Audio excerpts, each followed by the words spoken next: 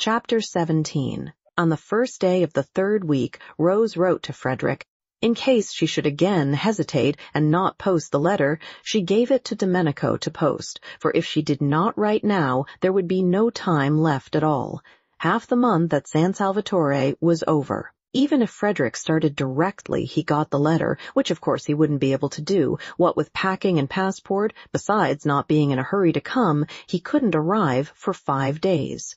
Having done it, Rose wished she hadn't. He wouldn't come, he wouldn't bother to answer. And if he did answer, it would just be giving some reason which was not true, and about being too busy to get away, and all that had been got by writing to him would be that she would be more unhappy than before.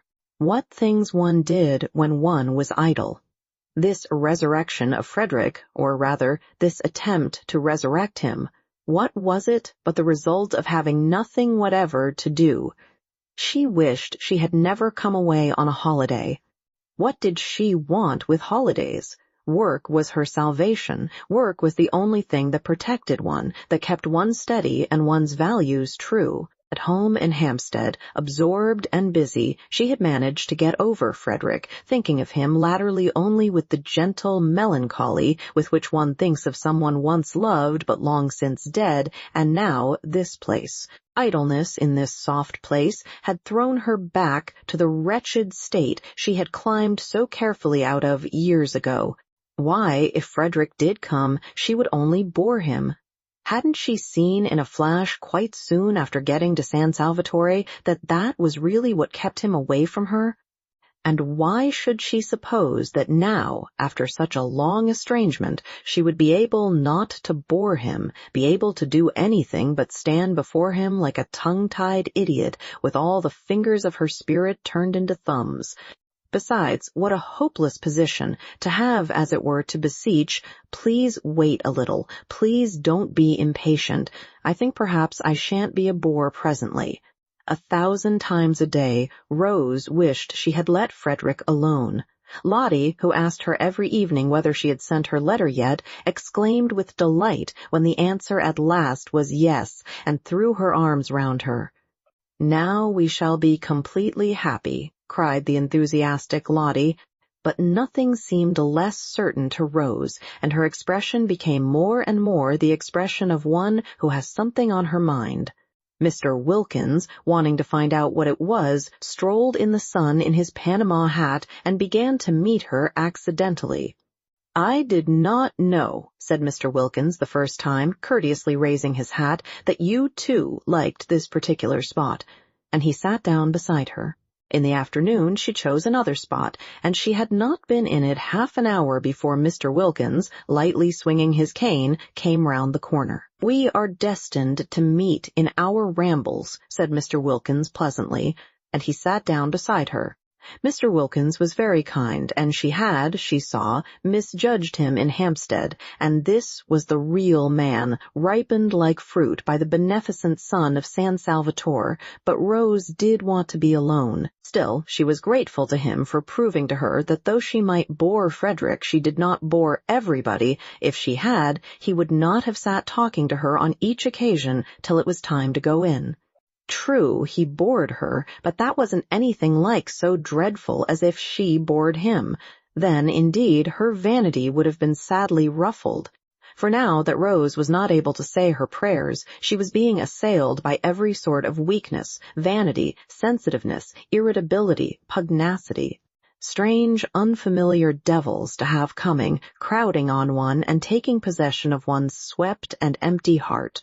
She had never been vain or irritable or pugnacious in her life before. Could it be that San Salvatore was capable of opposite effects, and the same sun that ripened Mr. Wilkins made her go acid?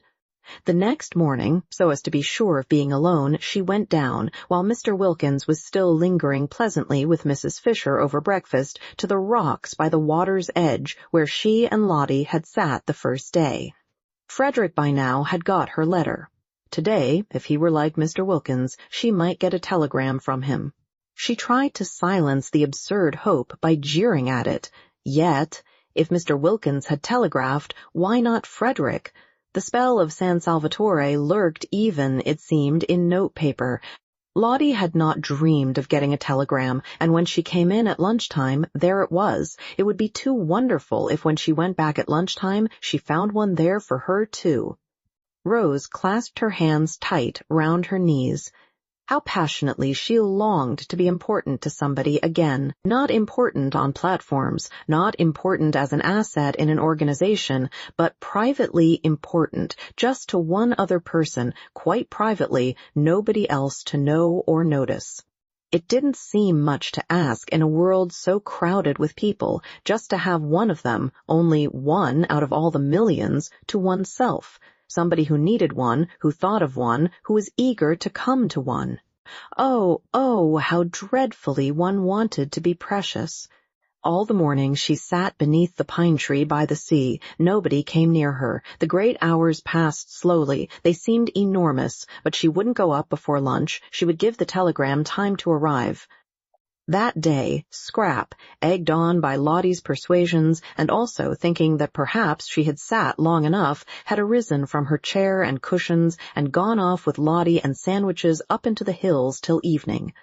Mr. Wilkins, who wished to go with them, stayed on Lady Caroline's advice with Mrs. Fisher in order to cheer her solitude, and though he left off cheering her about 11 to go and look for Mrs. Arbuthnot, so as for a space to cheer her too, thus dividing himself impartially between these solitary ladies, he came back again, presently mopping his forehead, and continued with Mrs. Fisher where he had left off, for this time Mrs. Arbuthnot had hidden successfully. There was a telegram, too, for her he noticed when he came in. Pity he did not know where she was. "Ought we to open it?" he said to Mrs. Fisher. "No," said Mrs. Fisher. "It may require an answer. I don't approve of tampering with other people's correspondence." "Tampering, my dear lady." Mr. Wilkins was shocked. Such a word. Tampering. He had the greatest possible esteem for Mrs. Fisher, but he did at times find her a little difficult. She liked him, he was sure, and she was in a fair way, he felt, to become a client, but he feared she would be a headstrong and secretive client. She was certainly secretive, for though he had been skillful and sympathetic for a whole week, she had as yet given him no inkling of what was so evidently worrying her. "Poor old thing," said Lottie, on his asking her if she perhaps could throw light on Mrs. Fisher's troubles. "She hasn't got love." "Love?" Mr. Wilkins could only echo, genuinely scandalized. "But surely, my dear, at her age." "Any love," said Lottie. That very morning he had asked his wife, for he now sought and respected her opinion, if she could tell him what was the matter with Mrs. Arbuthnot, for she too, though he had done his best to thaw her into confidences, had remained persistently retiring. "She wants her husband," said Lottie. "Ah," said Mr. Wilkins, a new light shed on Mrs. Arbuthnot's shy and modest melancholy, and he added, "Very proper." And Lottie said, smiling at him, "One does." And Mr. Wilkins said, smiling at her, "Does one?" And Lottie said, smiling at him, "Of course." And Mr. Wilkins, much pleased with her, though it was still quite early in the day, a time when caresses are sluggish, pinched her ear. Just before 12:30, Rose came slowly up through the pergola, and between the camellias ranged on either side of the old stone steps. The rivulets of periwinkles that flowed down them when first she arrived were gone, and now there were these bushes, incredibly rosetted. Pink, white, red, striped. She fingered and smelt them one after the other so as not to get to her disappointment too quickly.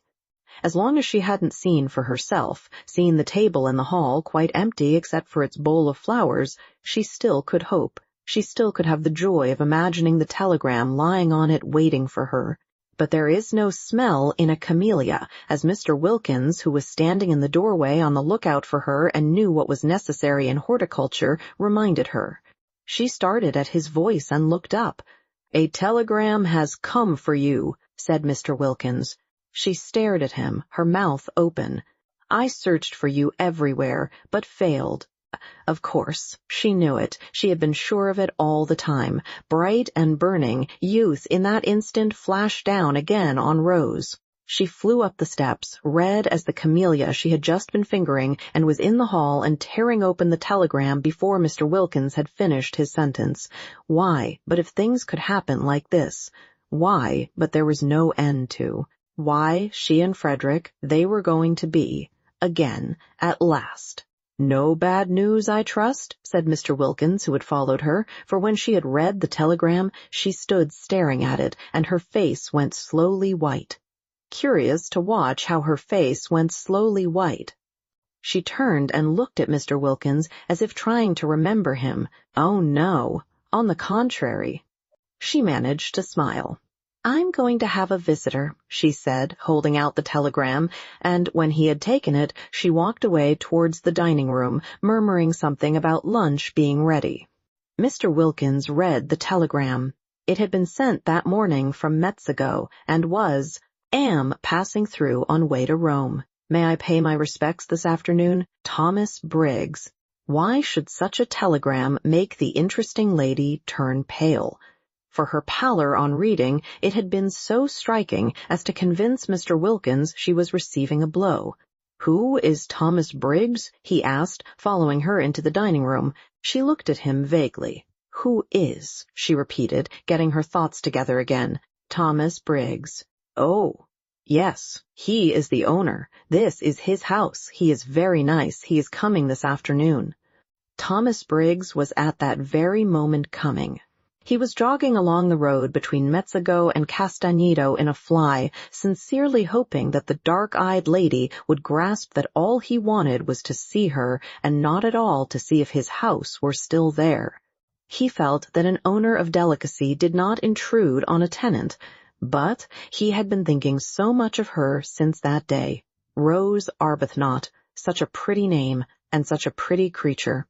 Mild, milky, mothery in the best sense being that she wasn't his mother and couldn't have been if she had tried, for parents were the only things impossible to have younger than oneself. Also, he was passing so near. It seemed absurd not just to look in and see if she were comfortable. He longed to see her in his house. He longed to see it as her background, to see her sitting in his chairs, drinking out of his cups, using all his things. Did she put the big crimson brocade cushion in the drawing-room behind her little dark head? Her hair and the whiteness of her skin would look lovely against it. Had she seen the portrait of herself on the stairs? He wondered if she liked it. He would explain it to her. If she didn't paint, and she had said nothing to suggest it, she wouldn't perhaps notice how exactly the molding of the eyebrows and the slight hollow of the cheek. He told the fly to wait in Castañedo and crossed the piazza, hailed by children and dogs who all knew him and sprang up suddenly from nowhere, and walking quickly up the zigzag path, for he was an active young man, not much more than 30. He pulled the ancient chain that rang the bell and waited decorously on the proper side of the open door to be allowed to come in. At the sight of him, Francesca flung up every bit of her that would fling up, eyebrows, eyelids, and hands, and volubly assured him that all was in perfect order and that she was doing her duty. Of course, said Briggs, cutting her short. "No one doubts it." And he asked her to take in his card to her mistress. "Which mistress?" asked Francesca. "Which mistress?" "There are 4, said Francesca, scenting an irregularity on the part of the tenants, for her master looked surprised, and she felt pleased, for life was dull, and irregularities helped it along at least a little. 4? He repeated, surprised. "Well, take it to the lot then," he said, recovering himself, for he noticed her expression. Coffee was being drunk in the top garden in the shade of the umbrella pine. Only Mrs. Fisher and Mr. Wilkins were drinking it, for Mrs. Arbuthnot, after eating nothing and being completely silent during lunch, had disappeared immediately afterwards.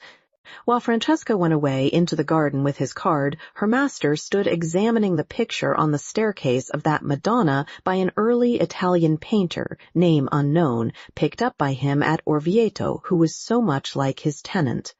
It really was remarkable, the likeness. Of course his tenant that day in London had had her hat on, but he was pretty sure her hair grew just like that off her forehead. The expression of the eyes, grave and sweet, was exactly the same. He rejoiced to think that he would always have her portrait. He looked up at the sound of footsteps, and there she was, coming down the stairs just as he had imagined her in that place, dressed in white. She was astonished to see him so soon. She had supposed he would come about tea-time, and till then she had meant to sit somewhere out of doors where she could be by herself. He watched her coming down the stairs with the utmost eager interest. In a moment she would be level with her portrait. "It really is extraordinary," said Briggs. "How do you do?" said Rose, intent only on a decent show of welcome. She did not welcome him. He was here, she felt, the telegram bitter in her heart, instead of Frederick doing what she had longed Frederick would do, taking his place. "Just stand still a moment." She obeyed automatically. "Yes, quite astonishing. Do you mind taking off your hat?"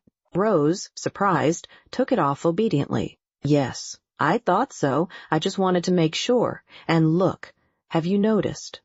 He began to make odd, swift passes with his hand over the face in the picture, measuring it, looking from it to her. Rose's surprise became amusement, and she could not help smiling. "Have you come to compare me with my original?" she asked. "You do see how extraordinarily alike. I didn't know I looked so solemn." "You don't. Not now. You did a minute ago, quite as solemn." "Oh, yes. How do you do?" he finished suddenly, noticing her outstretched hand. And he laughed and shook it, flushing, a trick of his, to the roots of his fair hair. Francesca came back. "The Signora Fisher," she said, "will be pleased to see him." "Who is the Signora Fisher?" he asked Rose. "One of the 4 who are sharing your house." "Then there are 4 of you?" "Yes. My friend and I found we couldn't afford it by ourselves." "Oh, I say," began Briggs in confusion, for he would best have liked Rose Arbuthnot. Pretty name, not to have to afford anything, but to stay at San Salvatore as long as she liked as his guest. "Mrs. Fisher is having coffee in the top garden," said Rose. "I'll take you to her and introduce you." "I don't want to go. You've got your hat on, so you are going for a walk. Mayn't I come too? I'd immensely like being shown round by you." "But Mrs. Fisher is waiting for you. Won't she keep?" "Yes," said Rose, with the smile that had so much attracted him the first day. "I think she will keep quite well till tea." "Do you speak Italian?" "No," said Rose. "Why?" On that he turned to Francesca and told her at a great rate, for in Italian he was glib, to go back to the Signora in the top garden and tell her he had encountered his old friend, the Signora Arbuthnot, and was going for a walk with her, and would present himself to her later. "Do you invite me to tea?" he asked Rose when Francesca had gone. "Of course. It's your house." "It isn't. It's yours." "Till Monday week?" she smiled. "Come and show me all the views," he said eagerly, and it was plain, even to the self-depreciatory Rose, that she did not bore Mr. Briggs. Chapter 18. They had a very pleasant walk, with a great deal of sitting down in warm, thyme-fragrant corners, and if anything could have helped Rose to recover from the bitter disappointment of the morning, it would have been the company and conversation of Mr. Briggs. He did help her to recover, and the same process took place as that which Lottie had undergone with her husband, and the more Mr. Briggs thought Rose charming, the more charming she became. Briggs was a man incapable of concealments, who never lost time if he could help it. They had not got to the end of the headland where the lighthouse is. Briggs asked her to show him the lighthouse, because the path to it, he knew, was wide enough for 2 to walk abreast and fairly level, before he had told her of the impression she had made on him in London, since even the most religious, sober women like to know they have made an impression, particularly the kind that has nothing to do with character or merits. Rose was pleased. Being pleased, she smiled. Smiling, she was more attractive than ever. Color came into her cheeks and brightness into her eyes. She heard herself saying things that really sounded quite interesting and even amusing. If Frederick were listening now, she thought, perhaps he would see that she couldn't, after all, be such a hopeless bore, for here was a man, nice-looking, young, and surely clever.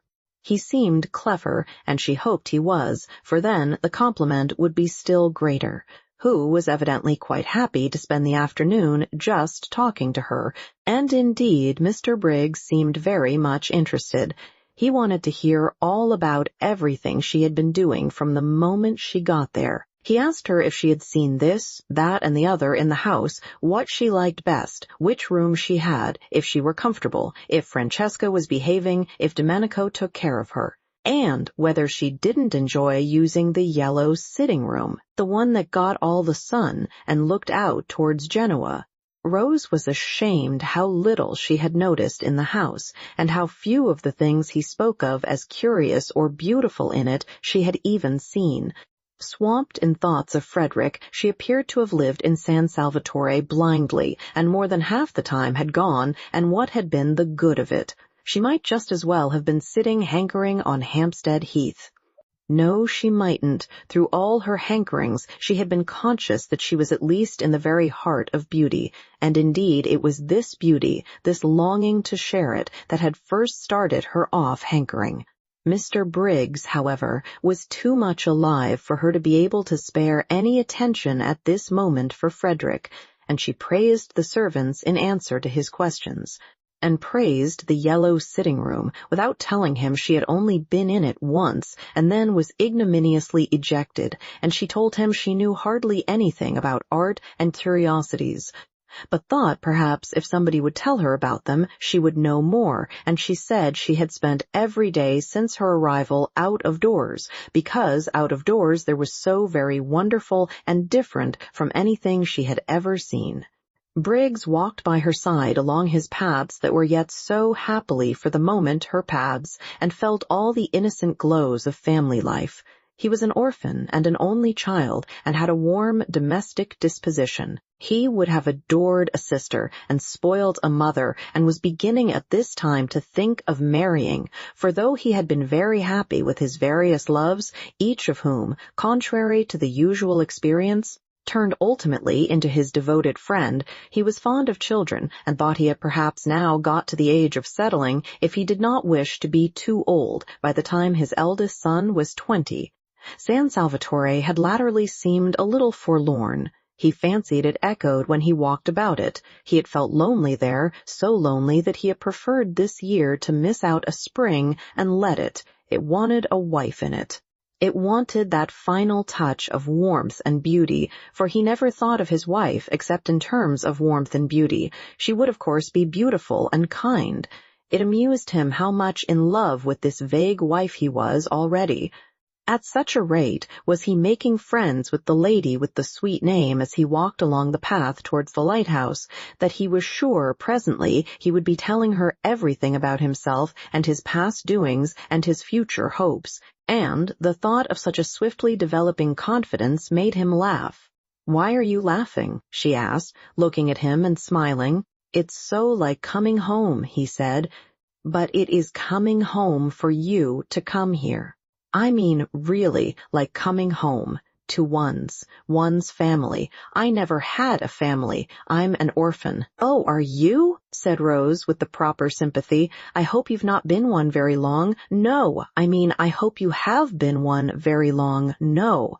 "I don't know what I mean, except that I'm sorry." He laughed again. "Oh, I'm used to it. I haven't anybody, no sisters or brothers." "Then you're an only child," she observed intelligently. "Yes. And there's something about you that's exactly my idea of a family." She was amused. "So cozy," he said, looking at her and searching for a word. "You wouldn't think so if you saw my house in Hampstead," she said, a vision of that austere and hard-seated dwelling presenting itself to her mind, with nothing soft in it except the shunned and neglected dewberry sofa. No wonder, she thought, for a moment clear-brained, that Frederick avoided it. There was nothing cozy about his family. "I don't believe any place you lived in could be anything but exactly like you," he said. "You're not going to pretend San Salvatore is like me?" Indeed, I do pretend it. Surely you admit that it is beautiful? He said several things like that. She enjoyed her walk. She could not recollect any walk so pleasant since her courting days. She came back to tea, bringing Mr. Briggs, and looking quite different, Mr. Wilkins noticed, from what she had looked till then. Trouble here, thought Mr. Wilkins, mentally rubbing his professional hands. He could see himself being called in presently to advise. On the one hand, there was Arbuthnot. On the other hand, here was Briggs. Trouble brewing, trouble sooner or later. But why had Briggs's telegram acted on the lady like a blow? If she had turned pale from excess of joy, then trouble was nearer than he had supposed. She was not pale now. She was more like her name than he had yet seen her. Well, he was the man for trouble. He regretted, of course, that people should get into it, but being in he was their man. And Mr. Wilkins, invigorated by these thoughts, his career being very precious to him, proceeded to assist in doing the honors to Mr. Briggs, both in his quality of sharer in the temporary ownership of San Salvatore and of probable helper out of difficulties, with great hospitality, and pointed out the various features of the place to him, and led him to the parapet and showed him Metsago across the bay. Mrs. Fisher, too, was gracious. This was this young man's house. He was a man of property. She liked property, and she liked men of property. Also, there seemed a peculiar merit in being a man of property so young. Inheritance, of course, and inheritance was more respectable than acquisition. It did indicate fathers, and in an age where most people appeared neither to have them nor to want them, she liked this too. Accordingly, it was a pleasant meal, with everybody amiable and pleased. Briggs thought Mrs. Fisher a dear old lady, and showed he thought so, and again the magic worked, and she became a dear old lady. She developed benignity with him, and a kind of benignity which was almost playful. Actually, before tea was over, including in some observation, she made him the words, "My dear boy." Strange words in Mrs. Fisher's mouth. It is doubtful whether in her life she had used them before. Rose was astonished. How nice people really were. When would she leave off making mistakes about them? She hadn't suspected this side of Mrs. Fisher, and she began to wonder whether those other sides of her with which alone she was acquainted had not perhaps after all been the effect of her own militant and irritating behavior. Probably they were. How horrid, then, she must have been.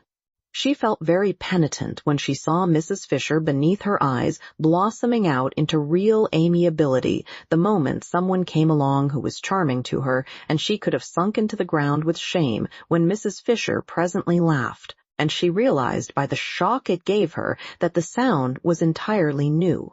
Not once before had she or anyone else there heard Mrs. Fisher laugh. What an indictment of the lot of them! For they had all laughed, the others, some more and some less, at one time or another since their arrival, and only Mrs. Fisher had not. Clearly, since she could enjoy herself as she was now enjoying herself, she had not enjoyed herself before. Nobody had cared whether she did or not, except perhaps Lottie. Yes, Lottie had cared and had wanted her to be happy, but Lottie seemed to produce a bad effect on Mrs. Fisher, while as for Rose herself, she had never been with her for 5 minutes without wanting, really wanting, to provoke and oppose her. How very horrid she had been.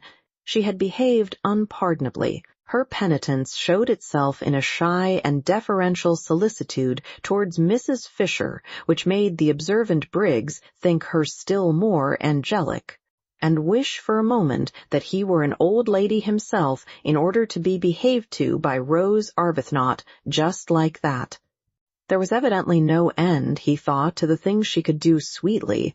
He would even not mind taking medicine, really nasty medicine, if it were Rose Arbuthnot bending over him with the dose. She felt his bright blue eyes, the brighter because he was so sunburnt, fixed on her with a twinkle in them, and smiling asked him what he was thinking about. But he couldn't very well tell her that, he said, and added, "Some day." Trouble, thought Mr. Wilkins at this, again mentally rubbing his hands. Well, I'm their man.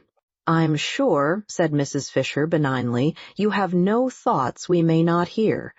"I'm sure," said Briggs, "I would be telling you every one of my secrets in a week."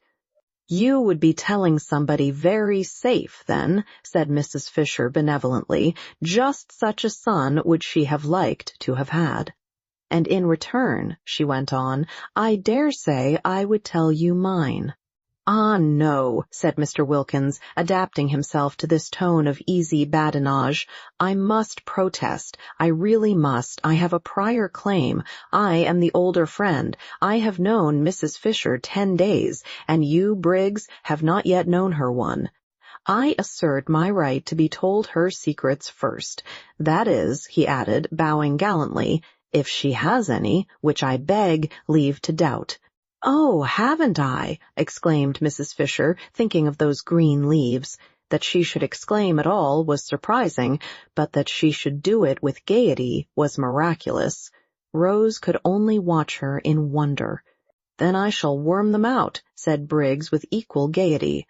"They won't need much worming out," said Mrs. Fisher. "My difficulty is to keep them from bursting out." It might have been Lottie talking.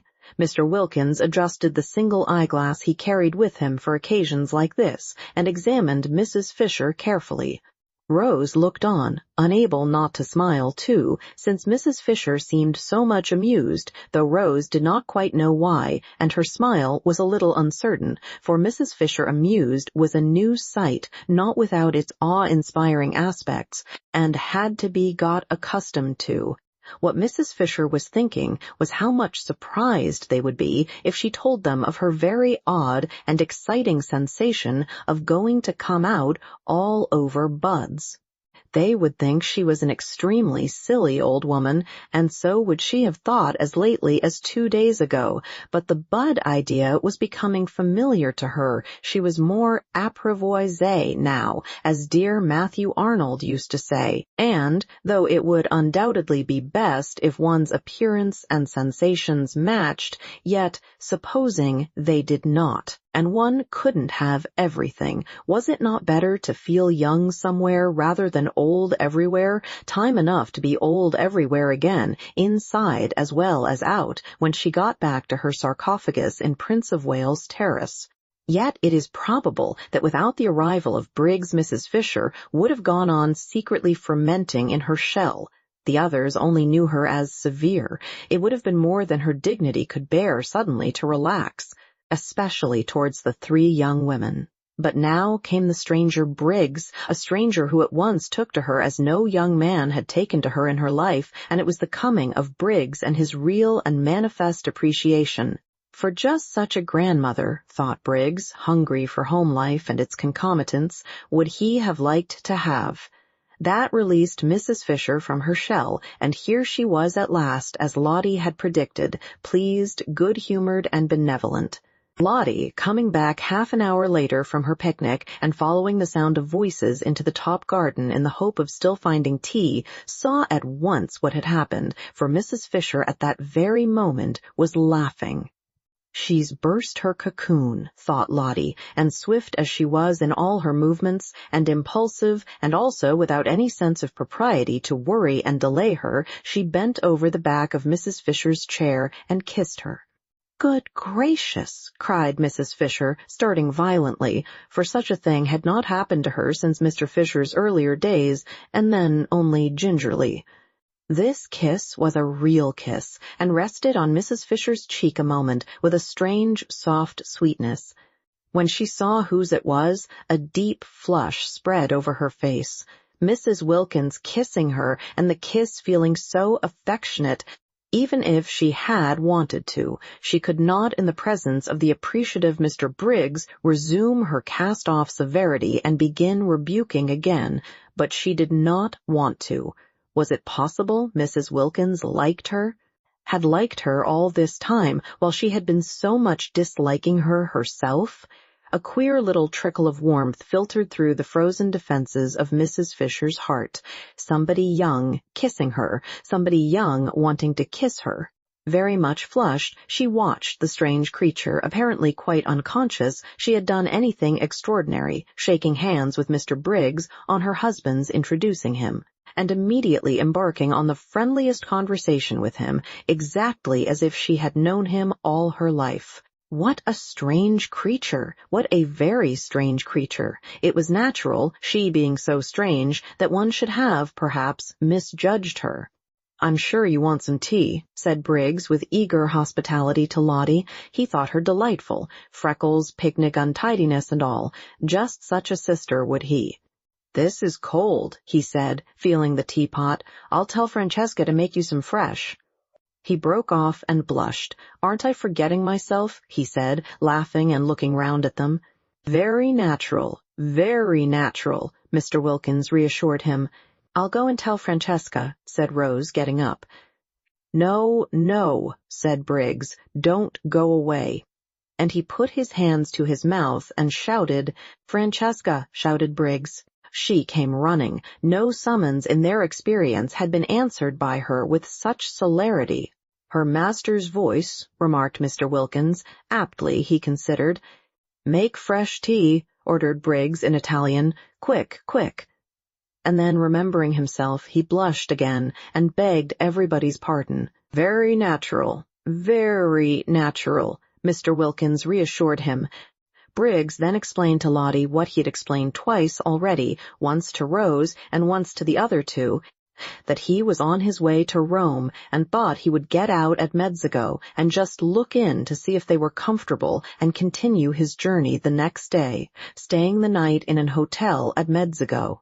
"But how ridiculous," said Lottie. "Of course you must stay here. It's your house. There's Kate Lumley's room," she added, turning to Mrs. Fisher. "You wouldn't mind Mr. Briggs having it for one night? Kate Lumley isn't in it, you know," she said, turning to Briggs again and laughing. And Mrs. Fisher, to her immense surprise, laughed too. She knew that at any other time this remark would have struck her as excessively unseemly, and yet now she only thought it funny. "No, indeed," she assured Briggs. "Kate Lumley was not in that room. Very fortunately, for she was an excessively wide person, and the room was excessively narrow. Kate Lumley might get into it, but that was about all. Once in, she would fit it so tightly that probably she would never be able to get out again. It was entirely at Mr. Briggs's disposal, and she hoped he would do nothing so absurd as go to an hotel. He, the owner of the whole place." Rose listened to this speech wide-eyed with amazement. Mrs. Fisher laughed very much as she made it. Lottie laughed very much too, and at the end of it bent down and kissed her again. Kissed her several times.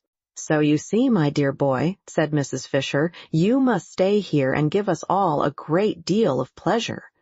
"A great deal indeed," corroborated Mr. Wilkins heartily. "A very great deal," repeated Mrs. Fisher, looking exactly like a pleased mother. "Do," said Rose, on Briggs's turning inquiringly to her. "How kind of you all," he said, his face broad with smiles. "I'd love to be a guest here. What a new sensation! And with 3 such."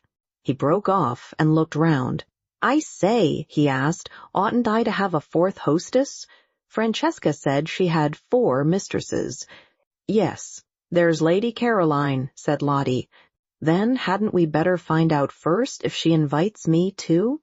"Oh, but she's sure," began Lottie. "The daughter of the Droitwiches, Briggs," said Mr. Wilkins, "is not likely to be wanting in the proper hospitable impulses." "The daughter of the," repeated Briggs, but he stopped dead, for there in the doorway was the daughter of the Droitwiches herself, or rather, coming towards him out of the dark doorway into the brightness of the sunset, was that which he had not in his life yet seen, but only dreamed of, his ideal of absolute loveliness. Chapter 19. And then, when she spoke.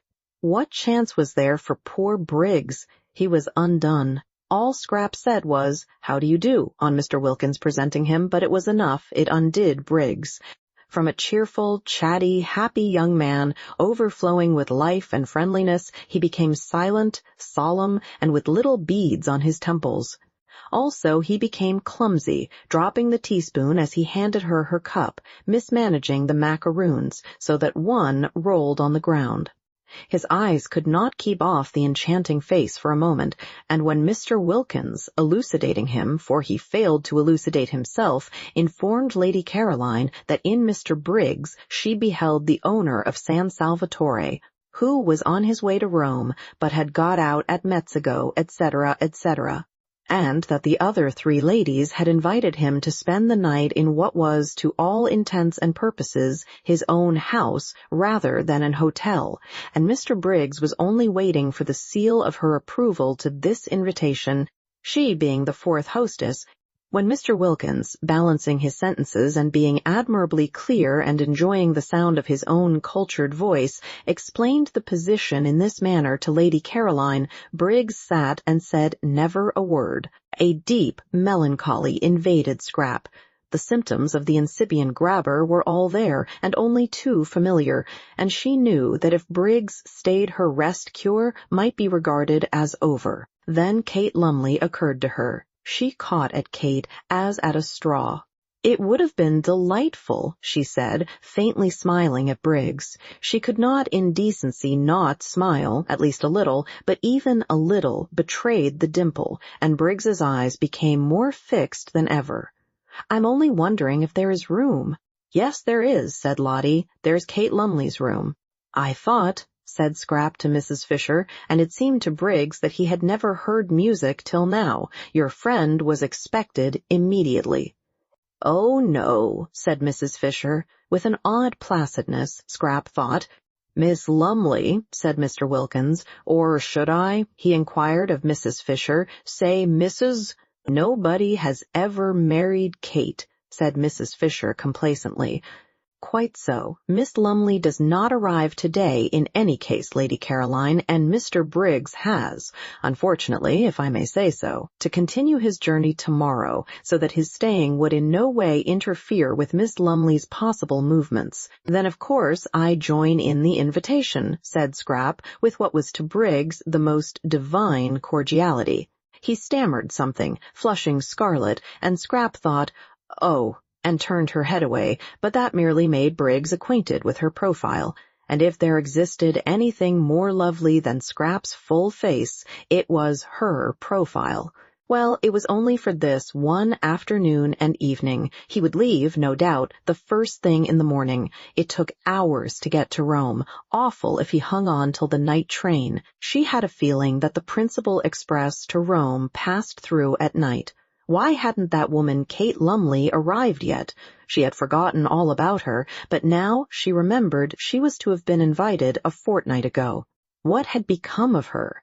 This man, once let in, would come and see her in London, would haunt the places she was likely to go to. He had the makings, her experienced eye could see, of a passionately persistent grabber.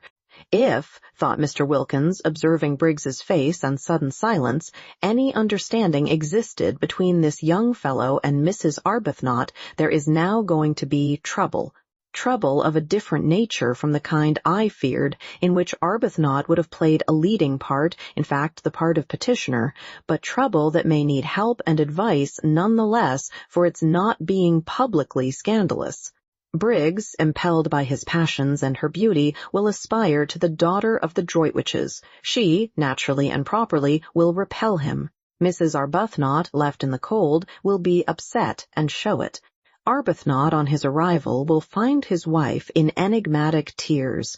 Inquiring into their cause, he will be met with an icy reserve. More trouble may then be expected, and in me they will seek and find their adviser. When Lottie said Mrs. Arbuthnot wanted her husband, she was wrong. What Mrs. Arbuthnot wants is Briggs, and it looks uncommonly as if she were not going to get him. Well, I'm their man.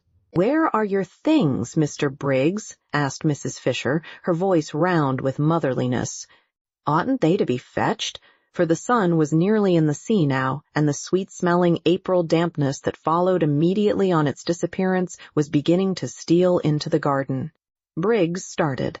"My things?" he repeated. "Oh, yes, I must fetch them. They're in Mexico. I'll send Domenico. My fly is waiting in the village. He can go back in it. I'll go and tell him." He got up. To whom was he talking? To Mrs. Fisher, ostensibly, yet his eyes were fixed on Scrap, who said nothing and looked at no one. Then, recollecting himself, he stammered, "I'm awfully sorry. I keep on forgetting. I'll go down and fetch them myself." "We can easily send Domenico," said Rose, and at her gentle voice he turned his head. Why, there was his friend, the sweet named lady. But how had she not, in this short interval, changed? Was it the failing light making her so colorless, so vague-featured, so dim, so much like a ghost? A nice, good ghost, of course, and still with a pretty name, but only a ghost. He turned from her to Scrap again, and forgot Rose Arbuthnot's existence. How was it possible for him to bother about anybody or anything else in this first moment of being face to face with his dream come true? Briggs had not supposed or hoped that anyone as beautiful as his dream of beauty existed. He had never till now met even an approximation. Pretty women, charming women, by the score he had met and properly appreciated, but never the real, the godlike thing itself. He used to think, if ever I saw a perfectly beautiful woman I should die, and though, having now met what to his ideas was a perfectly beautiful woman, he did not die. He became very nearly as incapable of managing his own affairs as if he had. The others were obliged to arrange everything for him. By questions they extracted from him that his luggage was in the station cloakroom at Mexico, and they sent for Domenico, and, urged and prompted by everybody except Scrap, who sat in silence and looked at no one, Briggs was induced to give him the necessary instructions for going back in the fly and bringing out his things. It was a sad sight to see the collapse of Briggs. Everybody noticed it, even Rose. Upon my word, thought Mrs. Fisher, the way one pretty face can turn a delightful man into an idiot is past all patience. And feeling the air getting chilly and the sight of the enthralled Briggs painful, she went in to order his room to be got ready, regretting, now that she had pressed the poor boy to stay. She had forgotten Lady Caroline's killjoy face for the moment, and the more completely owing to the absence of any ill effects produced by it on Mr. Wilkins. Poor boy. Such a charming boy, too, left to himself. It was true she could not accuse Lady Caroline of not leaving him to himself, for she was taking no notice of him at all, but that did not help. Exactly like foolish moths did men, in other respects intelligent, flutter round the impassive lighted candle of a pretty face. She had seen them doing it. She had looked on only too often. Almost she laid a motherly hand on Briggs's fair head as she passed him. Poor boy. Then Scrap, having finished her cigarette, got up and went indoors too. She saw no reason why she should sit there in order to gratify Mr. Briggs's desire to stare. She would have liked to stay out longer, to go to her corner behind the daphne bushes and look at the sunset sky and watch the lights coming out one by one in the village below and smell the sweet moistness of the evening. But if she did, Mr. Briggs would certainly follow her. The old familiar tyranny had begun again.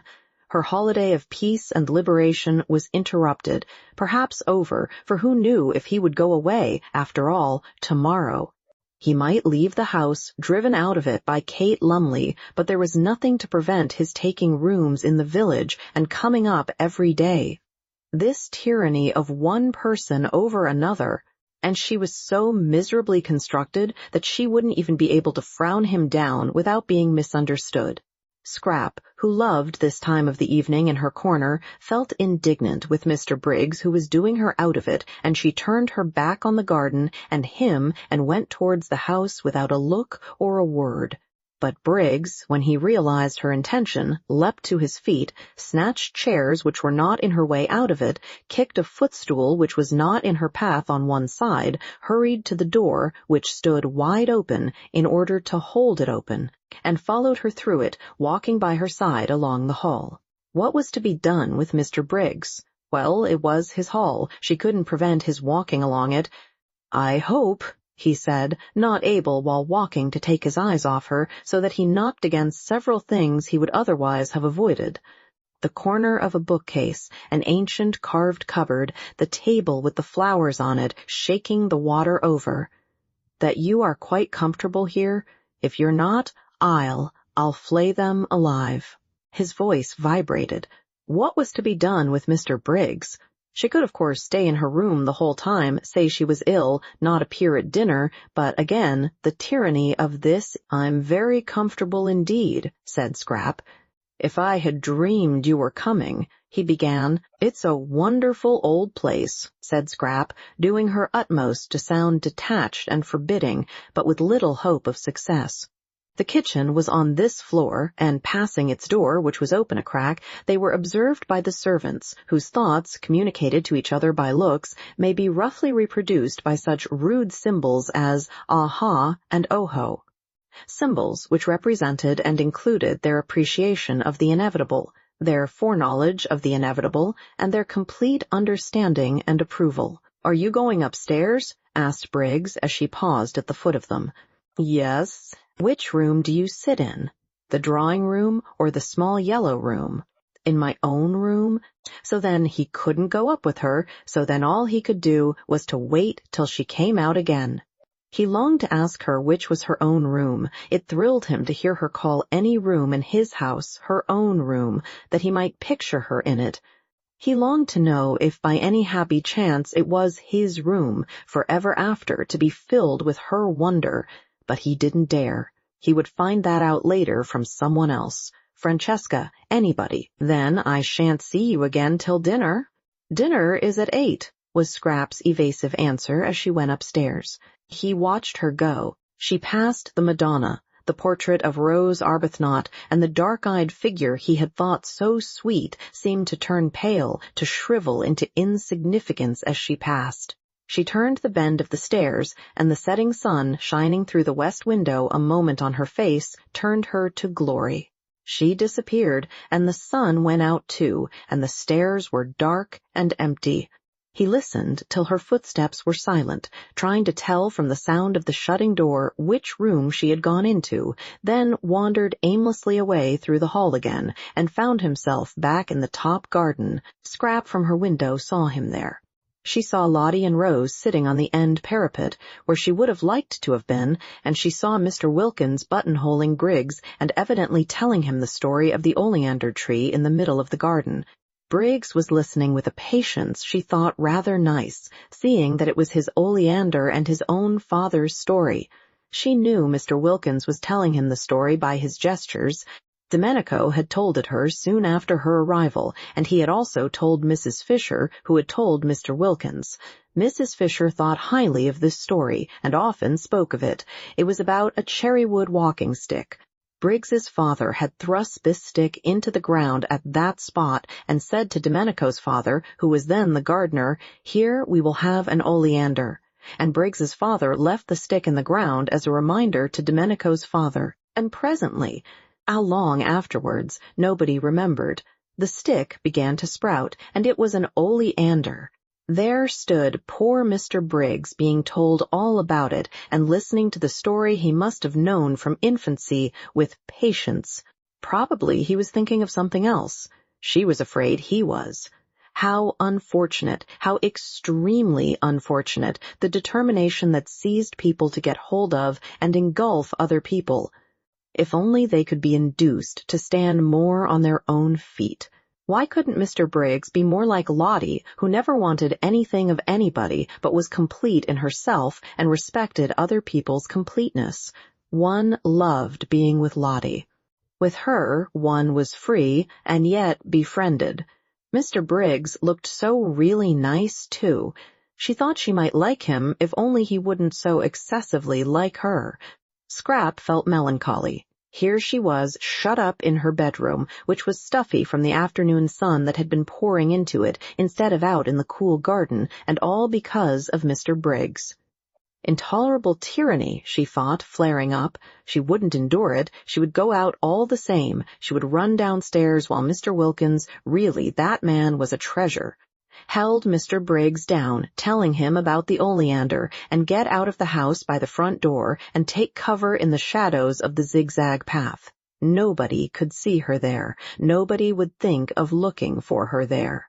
She snatched up a wrap, for she did not mean to come back for a long while, perhaps not even to dinner. It would be all Mr. Briggs's fault if she went dinnerless and hungry. And with another glance out of the window to see if she were still safe, she stole out and got away to the sheltering trees of the zigzag path, and there sat down on one of the seats placed at each bend to assist the upward journey of those who were breathless. This was lovely, thought Scrap with a sigh of relief. How cool, how good it smelt. She could see the quiet water of the little harbor through the pine trunks and the lights coming out in the houses on the other side, and all round her the green dusk was splashed by the rose pink of the gladioluses in the grass and the white of the crowding daisies. This was lovely. So still, nothing moving, not a leaf, not a stalk.